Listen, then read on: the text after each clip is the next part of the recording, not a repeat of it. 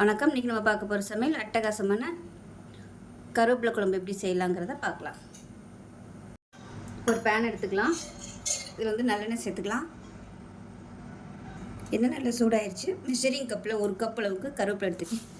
இப்போ இதை நல்லா வறுத்து எடுத்துக்கலாம். இது ஏற்கனவே கழுவி காய வச்சது தான், அதனால் நான் அப்படியே சேர்த்துட்டேன். இல்லைன்னா கழுவிட்டு நல்லா ஈரம் போக தொடச்சி காய விட்டுட்டு எண்ணெயில் போட்டு நல்லா மொறுன்னு வறுத்து எடுத்துக்கணும். இப்போ பாருங்கள், நல்லா மொறுன்னு வந்துருச்சு. எடுத்துடலாம். எடுத்துட்டு நல்லா எண்ணெயை வடிகட்டி எடுத்துக்கலாம்.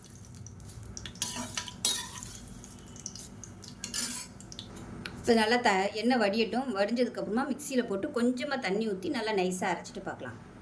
இப்போ எண்ணெய் நல்லா சூடாக இருக்குது.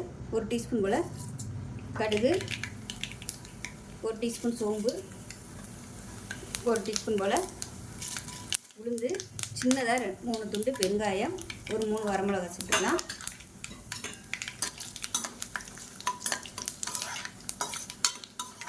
இது எல்லாமே பொரிஞ்சிருச்சு. இதில் ஒரு 20 பல் பூண்டு சின்னதாக கட் பண்ணி வச்சுட்டு அதை சேர்த்துக்கலாம்.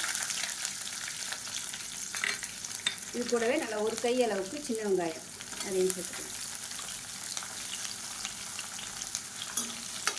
சின்ன வெங்காயம் சேர்த்திங்கன்னா தான் டேஸ்ட் நல்லாயிருக்கும். மீடியமான ஃப்ளேமில் பொன்னிறமாக வதக்கிக்கலாம். இப்போ பாருங்கள், வெங்காயம் நல்லா வதங்கிடுச்சு. இப்போ இந்த ஸ்டேஜில் அடுப்பு நல்லா குறைச்சி வச்சுட்டு குழம்புத்தூள் சேர்த்துக்கலாம். நான் ஒரு 3 ஸ்பூன் அளவுக்கு குழம்புத்தூள் சேர்த்துக்கிறேன். இப்போ காரத்துக்கு தேவையான மிளகாத்தூள் சேர்த்துக்கலாம். நல்லா காரமாக வேணால் நல்லா ஒரு 2 டேபிள் ஸ்பூன் சேர்த்துக்கோங்க. இந்த குழம்பு நல்லா காரமாக இருந்தால் தான் நல்லாயிருக்கும். இப்போ லேசாக எண்ணெயில் பரட்டி விட்டுக்கலாம். லேசாக 2 பரட்டிட்டு மீடியம் சைஸாக 2 தக்காளி மிக்சியில் அடித்து வச்சுருக்கேன், அதை சேர்த்துக்கலாம்.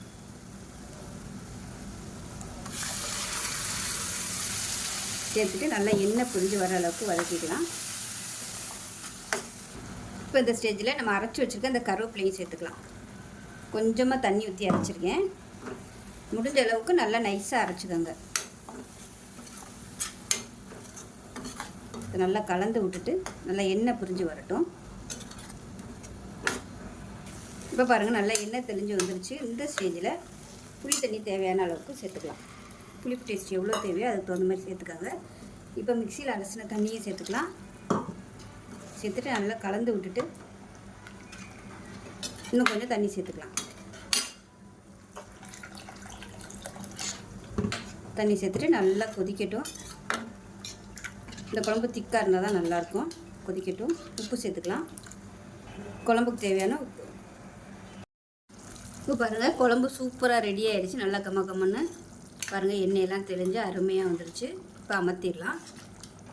ஸோ இட்லிக்கெலாம் சுட சுட இட்லிக்கு இந்த குழம்பு தொட்டு சாப்பிடுங்க, அட்டகாசமாக இருக்கும். சாதத்துலேயும் போட்டு பிசைஞ்சு சாப்பிட்டிங்கன்னா சூப்பராக இருக்கும்.